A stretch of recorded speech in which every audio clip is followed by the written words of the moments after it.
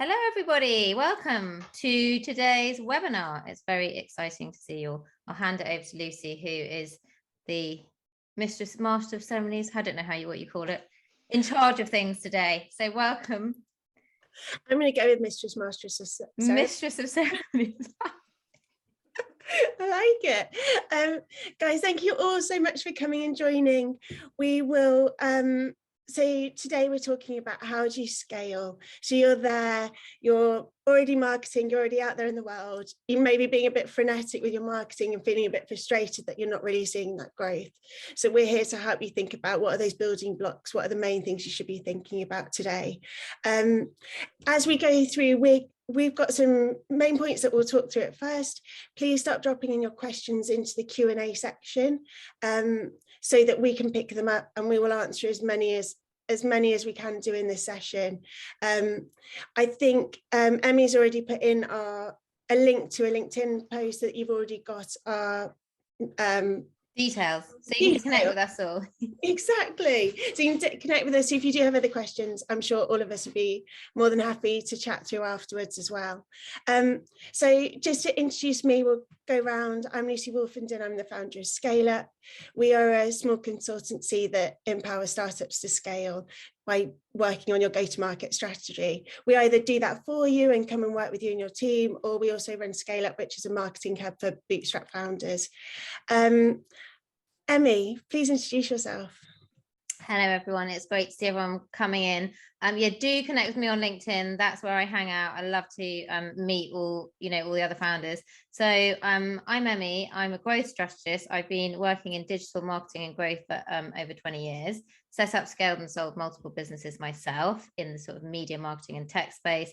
I've been on Dragon's Den. I secured 200 grand funding. I've had failures. I've had successes. And now I help other founders to scale and grow. I have worked with lots of clients in lots of spaces, but my expertise, my real sort of zone of genius is helping premium service-based businesses. And so maybe a tiny bit of overlap with what Lucy and I do, but we're sort of actually we've got quite good defining audiences, I suppose, in terms of what we do. And I also help people with that sort of strategic growth plan, often to get funding, and also, really importantly, to spend their funding wisely. So that's me. Fabrice, over to you. All right. Good morning, everybody. It's a pleasure to join Emmie and Lucy this morning. So my name is Fabrice. I'm VP Marketing at SeedLegals. I joined the business a year ago. My background, obviously, is in marketing too. I've been in marketing for almost 15 years now. I've been on all sides of the table: VC side, seed fund, accelerator, client side, digital marketing agency, you name it. My core expertise, I would say, is around digital acquisition, especially paid. But I also have, expertise in lots of things around that. And yeah, pleasure to be here. I'll tell you a little bit before I hand over about SeedLegals. So in case you're not familiar with SeedLegals, our primary expertise is to automate all the legals that you need, either your essential contracts, contractor agreements, employment agreements, if you need to raise a round or raise some funds before a round, after a round, option schemes, R&D tax credit, you name it. We're here to help, and we're here to help at a cheaper cost than back in the day when you were working with a legal firm, and also much faster. So that's it about us. Thank you. Amazing. Love SeedLegals. Loads of my clients use it, and everyone speaks very highly. So, and also SeedLegals got lots of great resources, haven't you? Like loads of amazing resources. Yeah, we've got lots on the blog going on. We're doing a lot of webinars at the moment. We're doing a five-week series on Marketing 101. Next quarter, I'm hearing that we'll do something on your core legals. So there's lots going on, lots of resources online too. Yeah. Amazing. Right. So let's kick off. Let's start at the beginning. When you're just setting out, what is your sort of MVP for marketing, as it were? What are the building blocks you need to actually just get out there and start talking about your business and start to build some traction? Emmie, I'll hand over to you first of all. Okay, so I think one of the most important things for me is to have done that piece of work, which is what is your strategy, what are the tactics, and who's going to be responsible for what? Because the thing that I see with so many early stage founders or so many businesses You know, they're so confused. There's so many ideas, there's so many opportunities, there's so many different marketing things they could be doing. And you know, as founders, we've got loads of ideas in our head all the time, and it can really become overwhelming. And I think it's really important to do that piece of work to say, you know, who is it that I'm targeting? What's my positioning? What's the transformation that I'm providing for my clients? And what are the objectives that I want to achieve? And then to think about how you're going to use marketing to do that. So you don't necessarily need, you know, as a startup, as an early stage business, you don't need to necessarily be on every channel. You're not going to be doing every single marketing tactic. We were talking before this started about, you know, we're all short on time, money, and energy in the early days. All those resources are in scarcity. So how can you spend your limited time, energy, and money on the things that are going to really move the needle? So I think that piece of work needs to be done so that you're really clear on what it is that's going to make the difference and what it is that's going to get the results. And then I think, you know, the sort of the nitty gritties, we were talking about this before, is yes, it's great to have a website. It could just be a landing page, but you know, that landing page or that website needs to make it really clear what it is you're selling and what's the transformation or what's the benefit to the customer, so that they land on your website and they feel they've landed in the right place.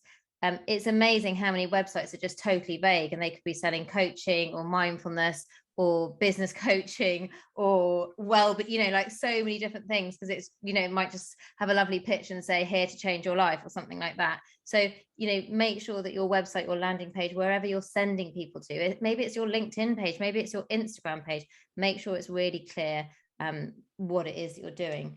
So I think, you know, that's for me the basics. And then having some kind of brand, doing that piece of work on your brand, and being clear on what you stand for, your values are, so that you can inject that into every stage of your customer journey, and to have some kind of visual identity so that people can resonate and, you know, remember that it's you. I could talk about this for ages, but like, let's just keep it to that. I think that clarity is so important. It's the why should I care? Whether that is that they're going to follow your LinkedIn profile or that they're going to go to your website and take an action. They've got to understand, why is it relevant for me at this moment? And that's, you know, that is that part. And how are you going to capture them? So if it is a website, do you need something so that you can capture their email address so you can speak to them again? If it's LinkedIn, if that's where your audience is and they're all on LinkedIn all day, then your LinkedIn profile is going to be your most useful place to engage with them and talk to them and add value to them. So then make sure that they go onto that and they can follow you, and that you know that, and you can start engaging with them more. So you can, yeah, I love that. It's just very simple. Start from small, and then you can see what's working and then grow that part. When Fabrice said his thing, I need to say something super important that I forgot about, but I'm going to let Fabrice talk first. Sure, no worries. What I wanted to add is I completely agree with what Emmie and Lucy are saying. In my digital marketing agency days, we used to say to clients, imagine that a client is typing what they're looking for on Google and they're opening 10 tabs. Your challenge in 3 seconds flat is to convince someone that they absolutely need to do business with you, that you're the chosen one. And I love this example because it talks about how competitive the market can be, and there's so much noise, especially around content, as we all know. And so really that clarity of focus right from the homepage all the way to where you want to take them.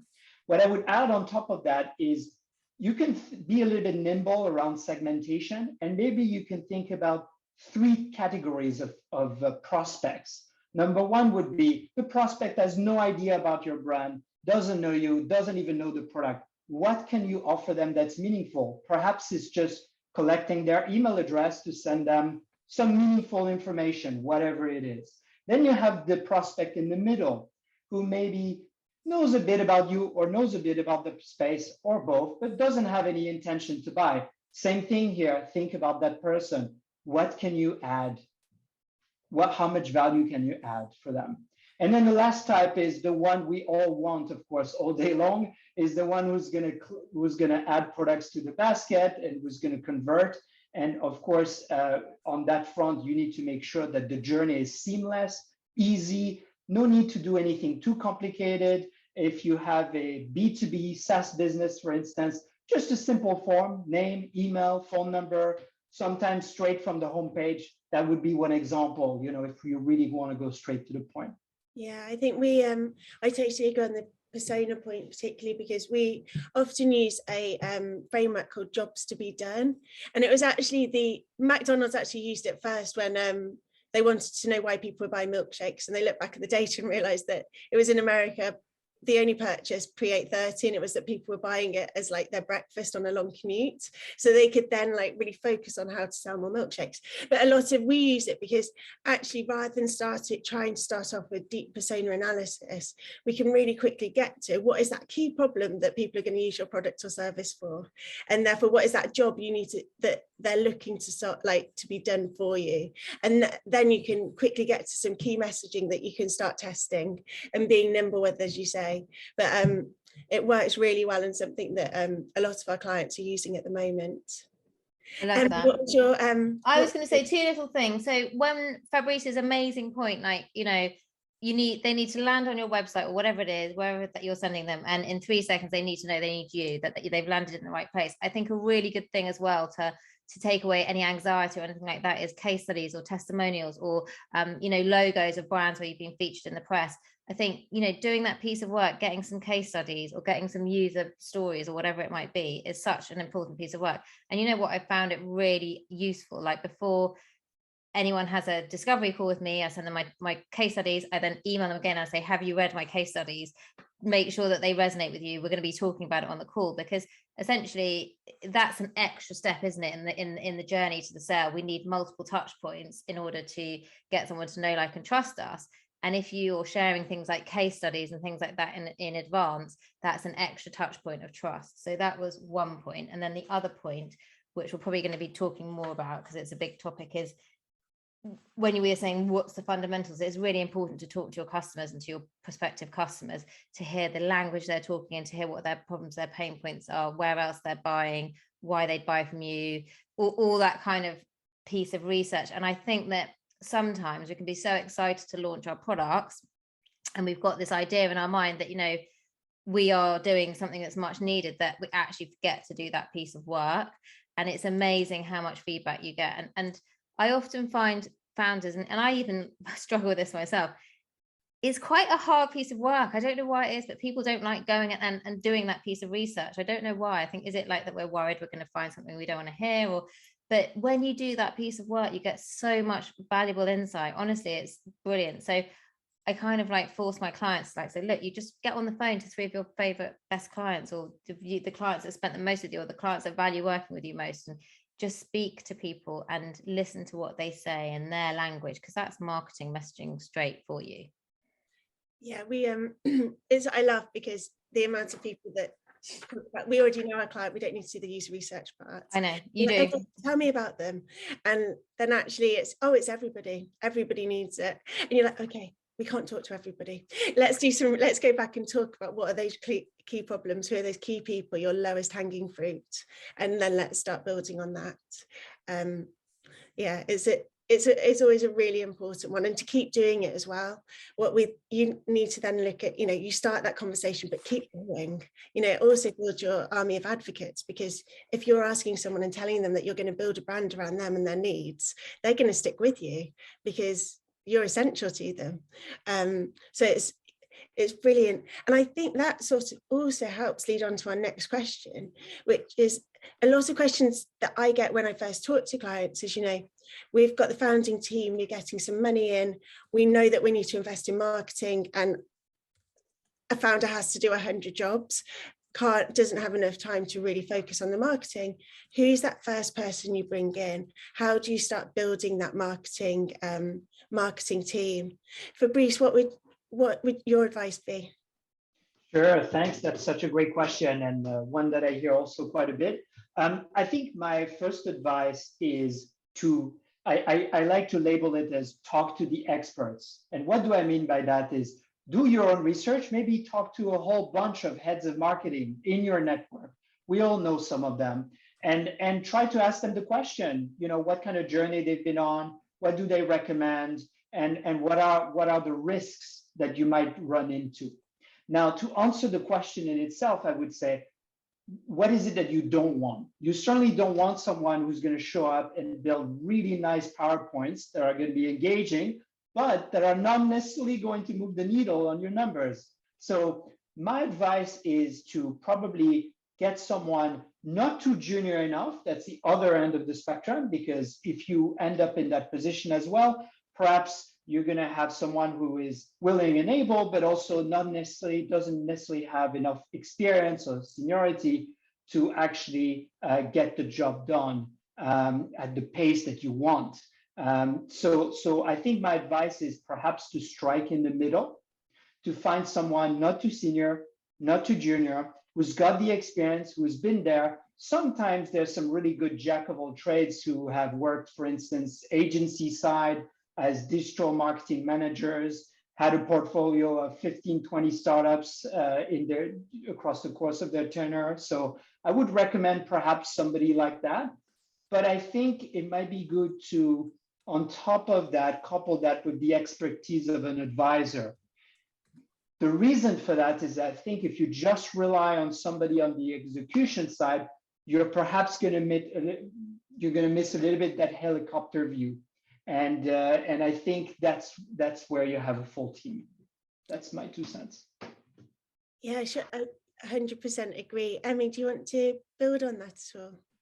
Yeah, so I was just popping in, just a note to everyone, do pop any questions in the Q&A, because as we're going through these, we will come and answer them at the end. And perfect, add them in the, where do you find mid-level candidates? Well, we can cover that off. I can talk to you about that. And also, if there's anything that's not a question, but you just want to say, I'm struggling with this, or this is what's going on right now, pop that in the chat, because we like this to be really interactive. We want to know what's going on in your business. We want to know how we can help you. We want you to share your stories so that we can share our stories and work on that. So Dan saying, where do you find the mid-level candidates? So I can answer that as part of the question. I am at the moment hiring for a client, a social media executive and a digital marketing manager. I got 160 CVs yesterday for social media executive, and I think 45 for digital marketing manager. So that was kind of like, oh my gosh, massive. How am I going to work my way through these CVs? But I tell you what, Dan, we're using LinkedIn. LinkedIn's brilliant. You don't have the recruitment fees. It is a total barrage of CVs. People do just press apply without reading the whole thing. So what I always do in the job spec is I say, as part of the application process, they need to fill in, they need to respond with some questions, because that sort of wheels out if people actually do genuinely want the job rather than just clicking apply. And it also gives you an idea of whether they are capable, whether they're right for the brand, whether they, if they're coming with lots of spelling mistakes and they haven't answered the questions properly, you instantly know that they're not a good fit. So I would say LinkedIn is a good place to start. You can obviously use recruitment agencies, but they sometimes charge 15, 20%. So if you're paying someone 40 grand, that's 8K plus VAT. So, you could be looking at 8 or 9 grand to be hiring someone. I think the only problem that, and I was talking to my husband about this today, because I'm doing this big piece of work for my client, is if you don't know what you're looking for in a marketing manager, it's hard to hire the right one. So maybe you get a bit of help there, because essentially getting the right person on board is critical, because they're going to be doing all the growth. And as Fabrice was saying, you want someone who's senior enough that they can probably manage the freelancers or the agencies or the people that are implementing. They can do some of the implementation themselves, but they're not that senior that, they're just all strategy and doing the kind of stuff that Lucy and I do. You actually want someone that's going to be doing a bit of both, and that has the right expertise for your sector. So I do think LinkedIn's really good. You do get a barrage of email of CVs. What I would then do is go back and message those people and say, thanks so much for applying. Did you see the questions that you need to do as part of the application? And then that screens them instantly. And if you want to have a look at the kind of questions, I think I posted one of the job specs on my LinkedIn profile, so you could go and have a look at that job description, and you could go and have a look at the questions that we've asked. Hopefully that helps, Dan. I'd also just add in that to put especially in marketing and startups, the titles can be a very big range of experience. So I'd always also put in your salary expectations, because that also helps. The most upsetting thing is like interviewing someone and then finding out they're hoping for twice as much as you can afford to pay for them. So you do, and it helps them as well to know whether it's the right job for them. So always just being really clear on that in the start. There's also some really good cheap alternative platforms. So Otta, OTTA, is really good for hiring in startups, and also work in startups, especially when you're on the sort of strategy side. I found some awesome people that are just brilliant that I didn't find anywhere else. And then from a creative point of view, if you're looking for creators in the team, the Dots is also a really great resource and doesn't have that sort of usual recruiter fee.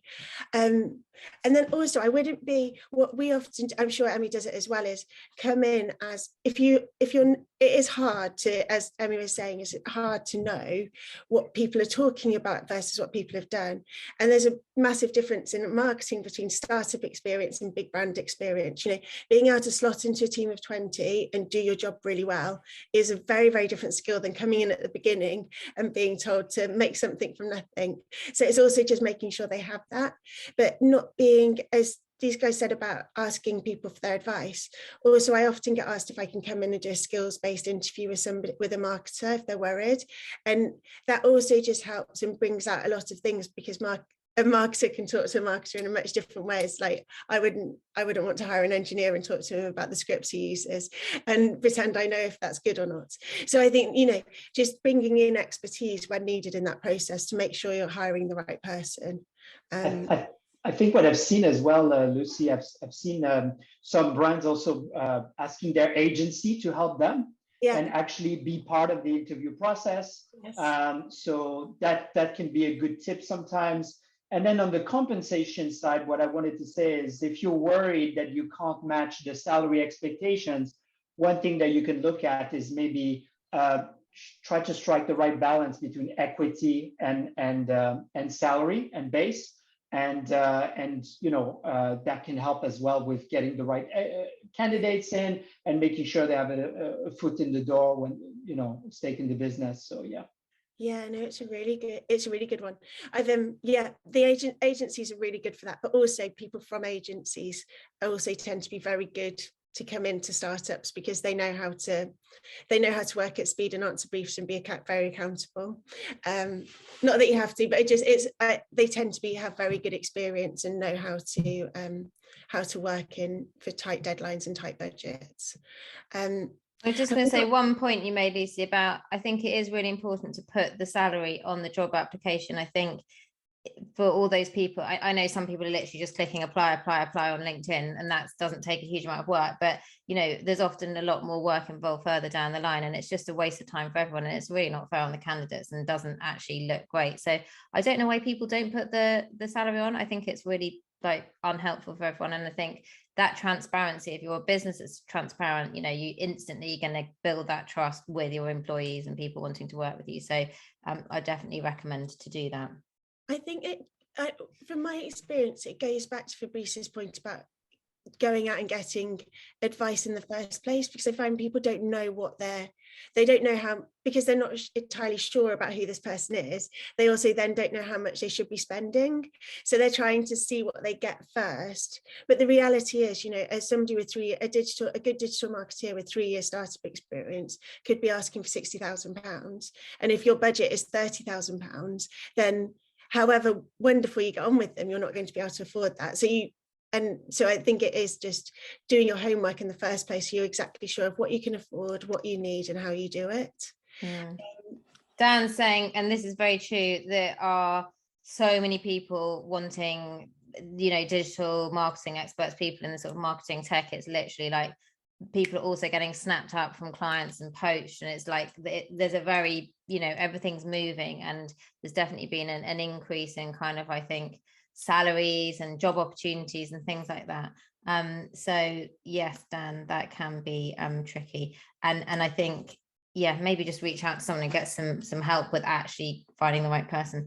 So should we do Faye's question? I've got a very little budget for marketing, £1,000 a month to survive till I get investors in place. How can I find out what is the best to spend this budget on? Lucy. So what we tend to look at is, we start with looking at what are the things that are really important to your business now. So if it is about getting funding, what are your investors asking for? Is it traction to show that, you know, there's a potential, you've got a potential market? Is it to get your first few clients through the door? And really understanding what that is, and then being able to focus directly on only that. So if it is about building traction, is it about building a community of people on your newsletter or on that, will that show that there's that potential to get your next round? Or is it that you need your first 2 B2B clients? And that will help you starting to focus on, okay, for my £1,000 a month, how am I going to do that? Because if it's, you know, I'm not sure what you do, Faye, but if it's, say, about getting 2 big clients from a B2B perspective, it'll be a very different strategy than if you're B2C and you need to show you can get 10,000 people on a mailing list. So that's where I'd always begin. What about you, Emmie? Well, what I was going to say is, obviously everyone has limited budget, don't they, at the beginning? And like you said, I think it's about getting to that point that, you know, especially for people who are looking to get investment, it's getting to a point that you can show investors that what you've got is something that people want and something that people need, and you've got that traction. And I think what happens at this stage is founders are having to do a lot of that work. You know, you might be trying to reach out to get some press coverage, because obviously press coverage is fantastic. You probably will be spending your time, and obviously we said time and money are in short supply, but I would really look at working with strategic partners. So who's got access to your audience, and your audience will already trust them because they're already buying from that person, and what can you do with that person or that brand to get more customers, or to get more people on your mailing list, or to get more people on your Instagram, or whatever it might be. I think also, again, yeah, it depends what you're selling, and, you know, you can try testing out some paid ads, because again, if you can show that you can get traction with paid ads, and that if you spend £1,000, you can get this many new customers, and actually if you had more budget and you had a team of people helping you, you could do that even more effectively, that's also a good sign to investors. The thing I would say with paid ads is it's quite easy to spend quite a lot of money if you don't know what you're doing, and for it to just not work.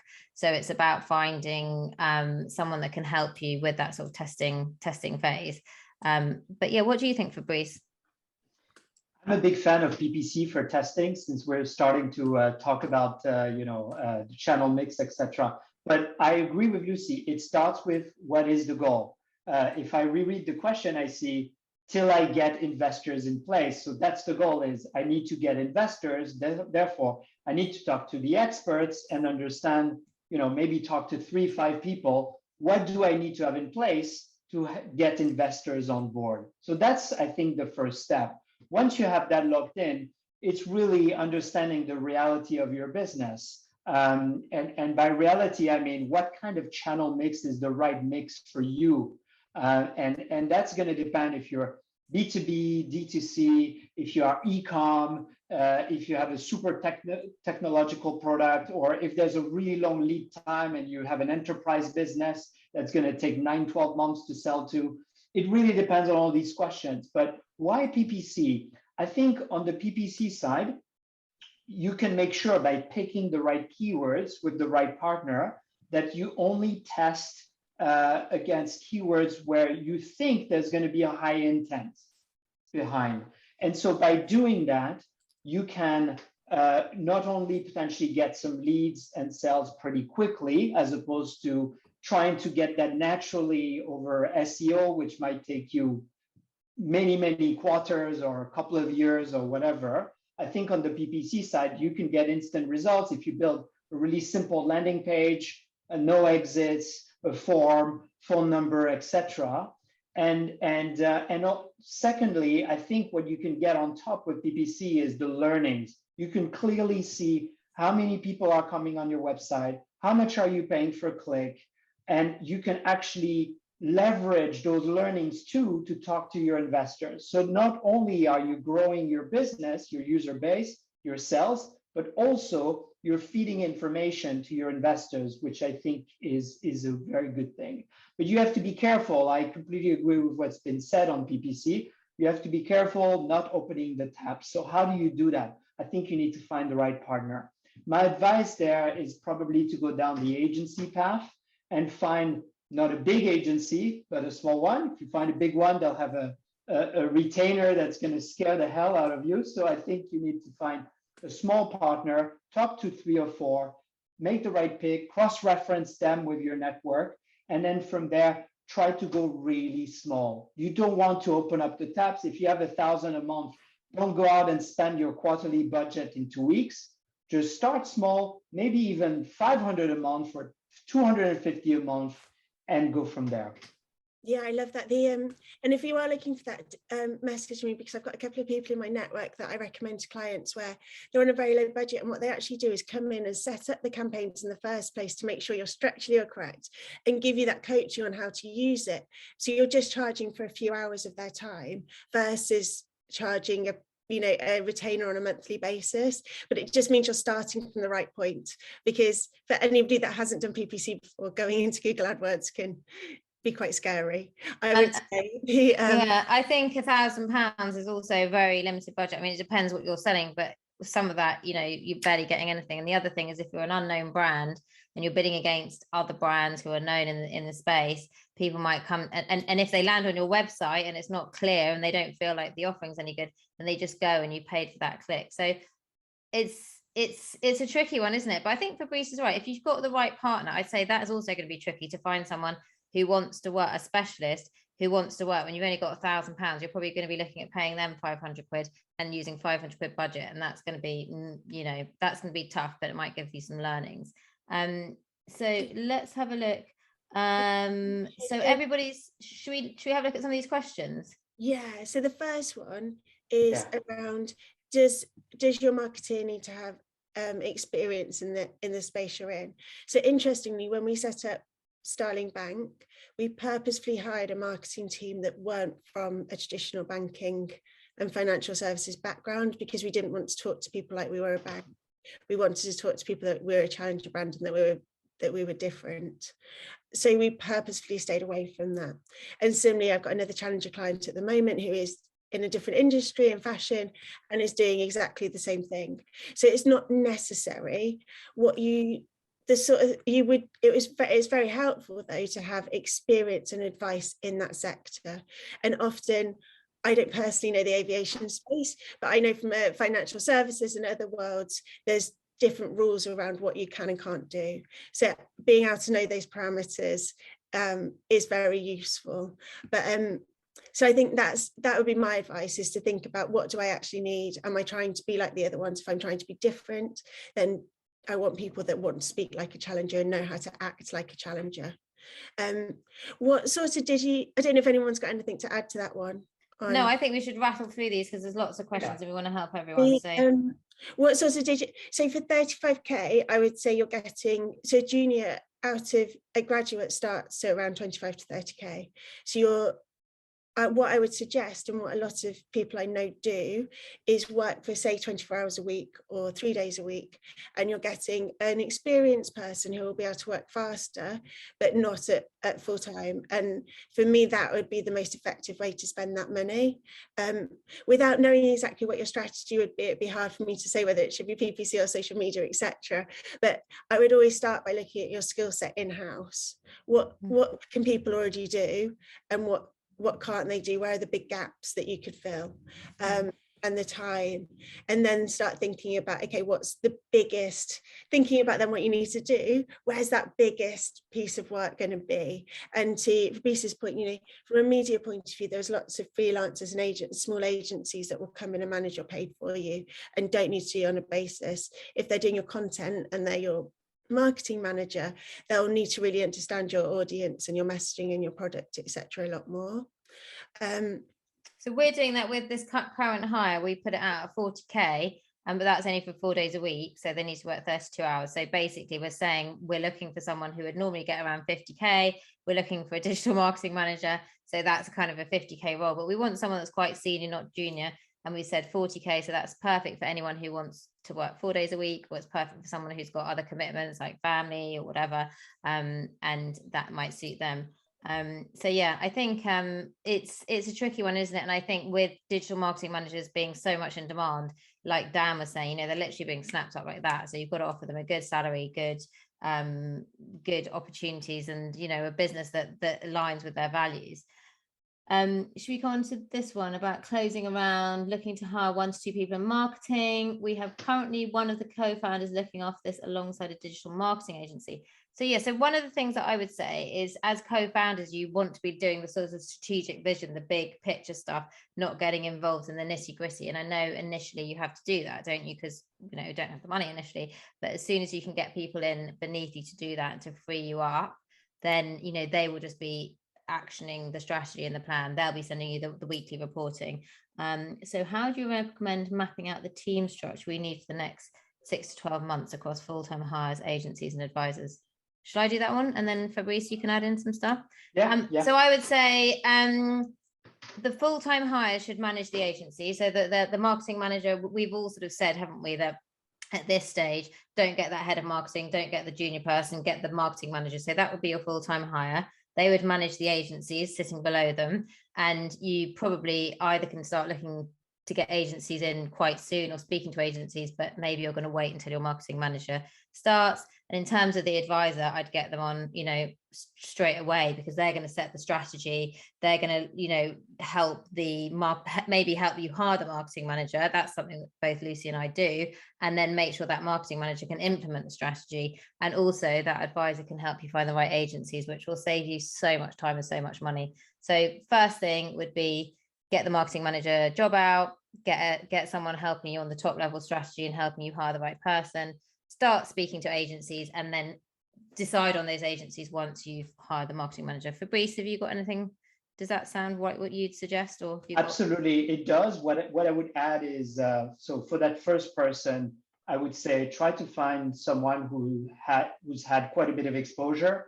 Again, I think there's somebody who's worked agency side can be a good bet, a decent bet. Somebody who maybe has hands-on experience with 2-3 channels, or knows one super well, could be good. One that you're going to use, like PPC is a good example.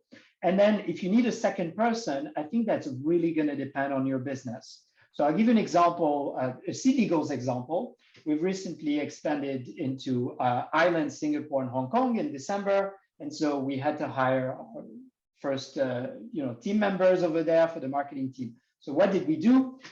We did it in stages. So the first person we hire is kind of a growth hacker / growth manager who has experience with a couple of channels. And then the second one, because we're B2B business, so that might apply to some of you here who are working on the B2B side, we typically hire somebody who is responsible for community, meaning events, social media, newsletter, all of these things, perhaps even managing a PR agency if you get to that point.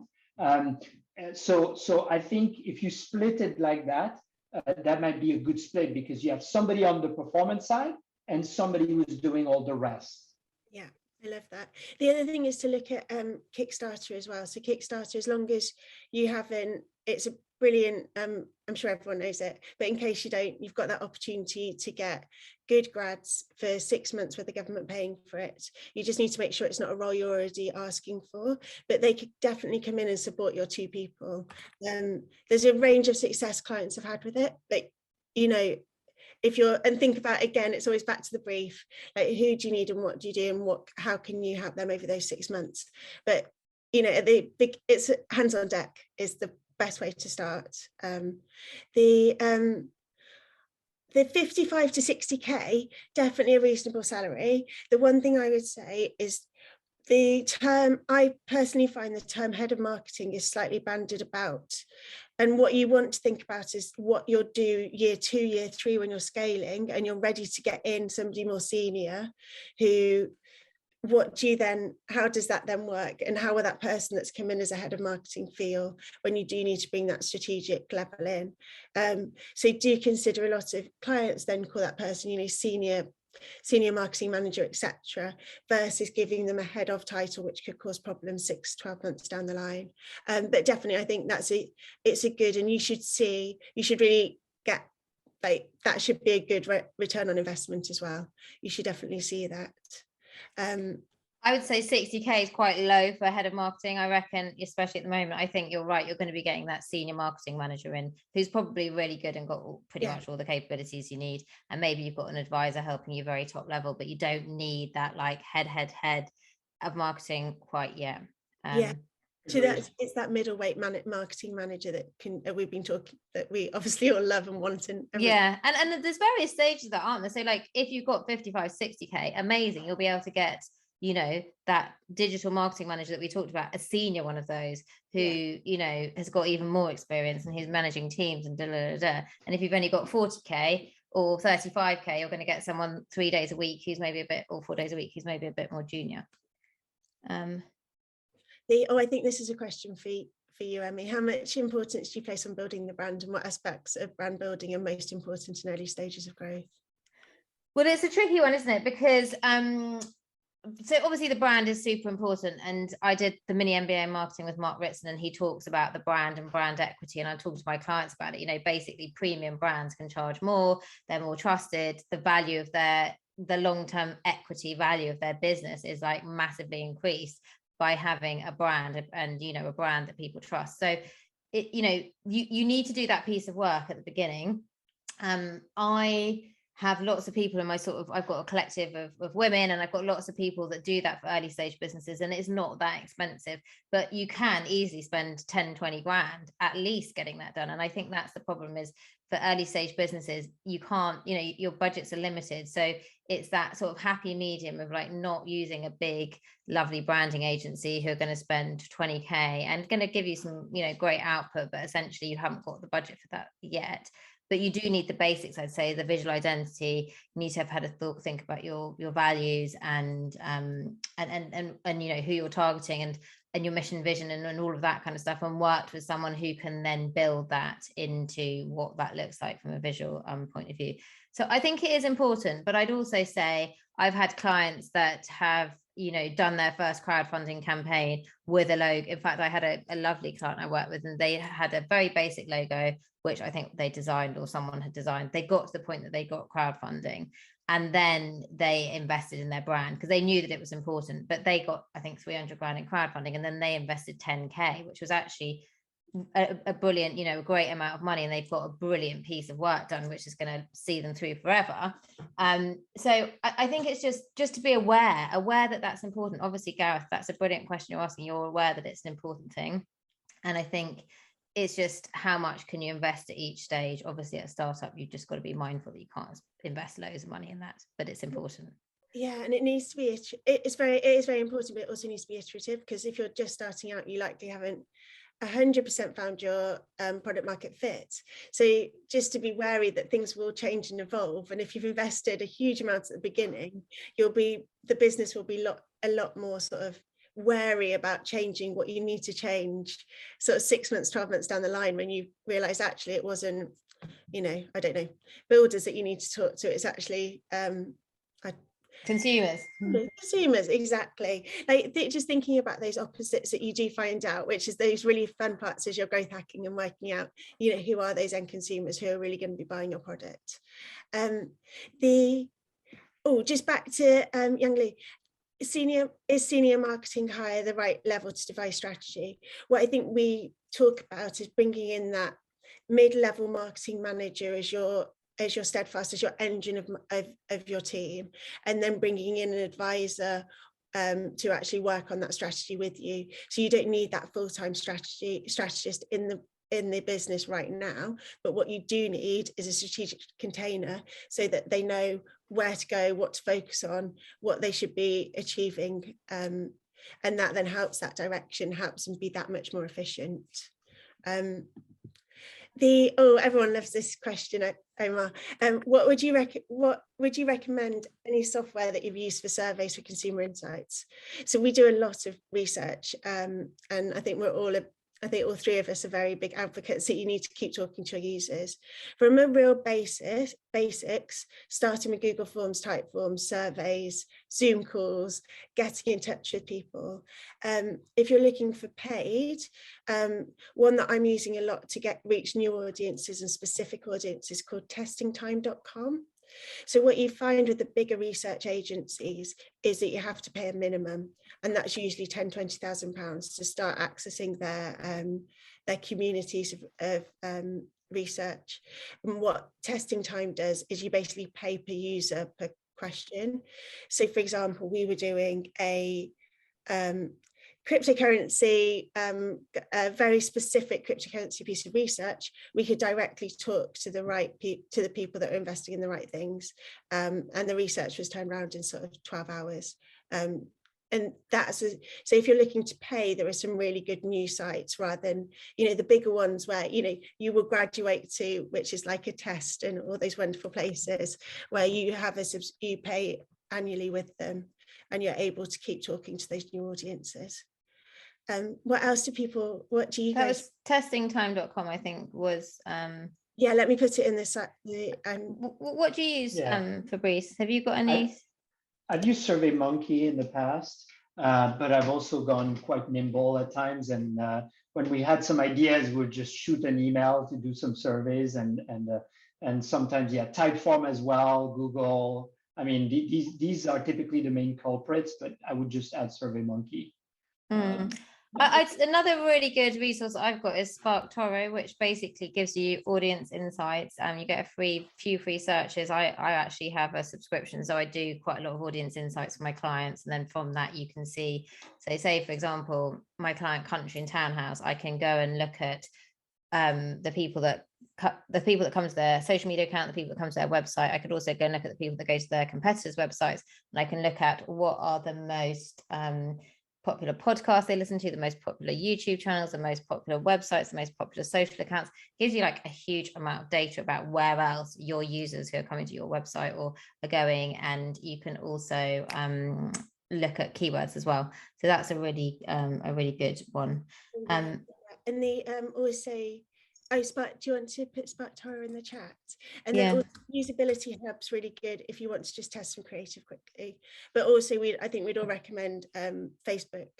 If you've got a small amount on paid, you can also test the sandbox on Facebook ads is also really good for testing creative. And then on similar vein to SparkToro, Answer the Public also lets you is a very good one for testing sentiment around particular phrases and to quickly getting to some interesting insights. So it's a good place to start when you're at the top and not knowing where your beginning is. I know about Usability Hub, so can you just talk a bit more about what that does? So where we've used it best is to test new messages in creative to a specific audience quickly, and to get feedback on it. So it's a sort of equivalent when you're in big agency world and big budgets of being able to go and get the heat tests on the ads and seeing what's working. And it's really useful when you're going to a new market and you don't know your audience very well and you're worried about whether it's going to hit the mark or offend them. So it's good.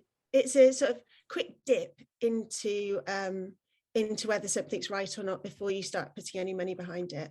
And again, it doesn't have the big barrier to entry that a lot of the bigger tools do, which is good at a startup stage where you just don't have £20,000 to give over straight away. And I think, we always look at how can we test everything and make sure we're optimizing, and it's a really good place. Whereas Testing Time, we use it more for face-to-face interviews with people that where we need a specific audience, we don't have that audience, or large survey audiences as well. It's really good for the but I do love SparkToro and any of the SEO tools. I'm sure Fabrice is very familiar with a lot of those and using those to really sort of dig into some of the insights. Yeah, actually, which might spark another question, which is if we kind of looked at other areas of marketing, what would be the kits that we would recommend, right? So so maybe we can go down that path for a couple of minutes. So I can start with SEO, as you suggested, Lucy. So on the SEO side, I think be careful. There's lots of tools out there. So you have to pick wisely, and it depends as well, again, what you're trying to do. So if you just want to monitor what you're doing and get some insights as well that you can leverage both for SEO and PPC and you investors, SEMrush is a good tool to start with. And you can really find out a lot of insights there. You can find out even what the competition is bidding on, where they're showing up on organic, what kind of keywords, how much volume is there for those keywords. And you can set up in SEMrush what's called position tracking, which is a set of keywords that you want to track over time, and you can compare with the competition how you're doing over time. And that's really a good starting point to understand your keyword ecosystem. So I always recommend SEMrush as a starting point. But what about you, Emmie, Lucy?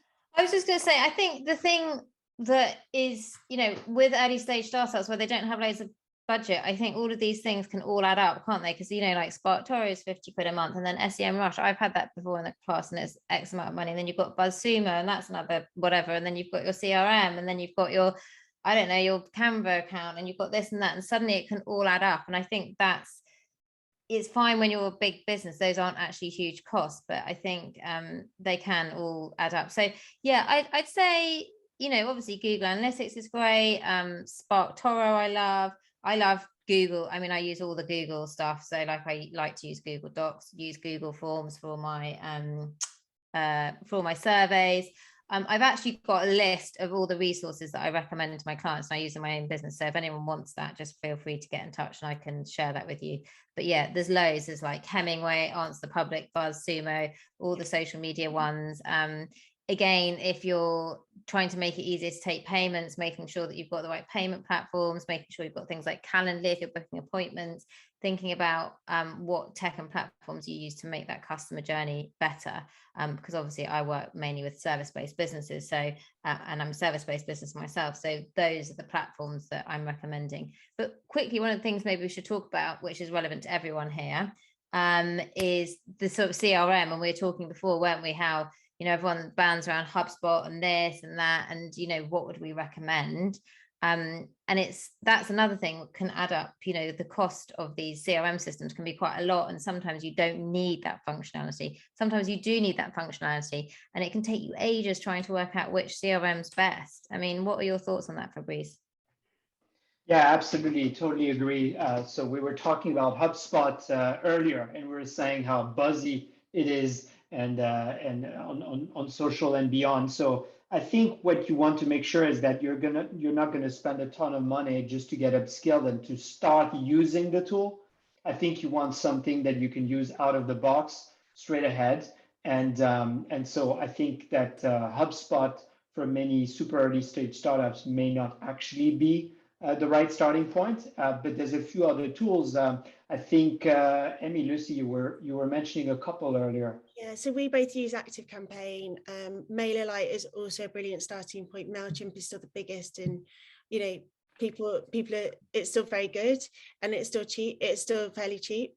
I think where HubSpot is definitely one that's brilliant, but I would say you need a minimum of a good marketeer on one side that can use CRM and has its CRM experience, and if it's a B2B one, a good salesperson on that other side. That even if you're having your 90% off, what you need is training to make sure. It's like buying a Lamborghini when all you need is a poodle about. What you need to make sure you're using it, otherwise it's never going to have that return on investment that everybody hears about. So making sure you actually invest in that training, and only bring it on when you need it, because the free version, which a lot of people start using, doesn't have automated email. And for me, for any business you're in, pretty much if you're bringing people onto your database, you need some sort of automation set up to manage them. So they get you in on that. They get you in on the freebie, but then you have to upgrade. And often once you're in, you can't be bothered to then move to something else because it's a pain. In fact, I was going to move from ActiveCampaign to ConvertKit. And then I was just like, you know what, I'm going to lose all my email deliverability. And I'm going to, so once you're sort of in there, it's harder to move. And I would say ActiveCampaign is good for service-based businesses. But one of the things that I realized is that I was paying 40, 50 quid a month and I wasn't using any of their functionality. I'm so busy. I don't actually have someone that does that for me. I've been doing it myself. But there is, there's so much functionality there. So, if you haven't got the time to do that, you kind of need to have someone on your team who is going to do that. And otherwise, maybe it's just using a simple, cheaper option like MailerLite or MailChimp. So should we just say Dan Hudson saying, how do you pay or reward advisors? I think it depends what they are. If it's a non-exec director, then they might have invested, or you might give them shares, and you're probably going to be paying them a monthly fee. If it's people like us, me and Lucy, like consultants, then we just charge a fee. I charge on the output that I provide, and I don't know how you charge, Lucy. Is it the same thing? Yeah, exactly. It's the initial strategy is a project fee, and then we look at retainer if it's an ongoing advisory point. Exactly the same as me. So there's not, I don't think there's many advisors that kind of work on you might find advisors that work on an equity basis, but it's a very high risk for an early stage business. So I think most do charge a consultancy fee, and you pay to access their wealth of knowledge. But then I think definitely on, there are mentors out there as well. And then also the non-exec directors, that's normally a whole different ball game, where they're actually becoming a director and taking responsibility for your business. And that's quite a big thing, and often involves equity as well.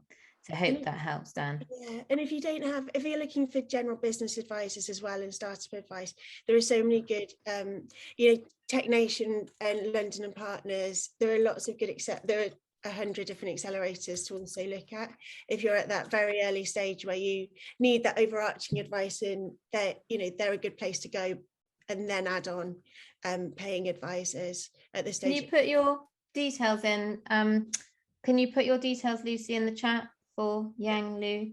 And if anyone else wants to connect us, the great place to connect with Fabrice, me, and Lucy, where we're all on, is on LinkedIn. So if you're on LinkedIn, come and say hi, like that post, come and connect with us all.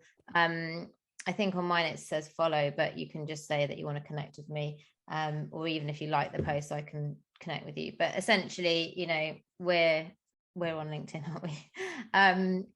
So we're coming to a close, aren't we? We like to finish these on the dot of 1. So have we got any last questions? We've got 3 more minutes.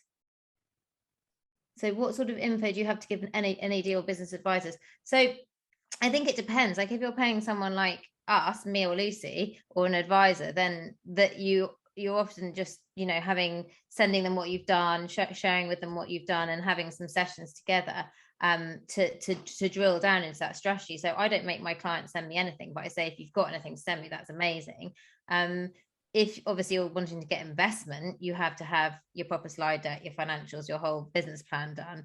And I think, non-exec directors would want to see that as well. I think it very much depends what you're bringing that advisor in on. It might be that you're paying the advisor to help you do the work, or it might be that, if you're bringing them onto the board, they'd probably want to have seen that you've done that work already.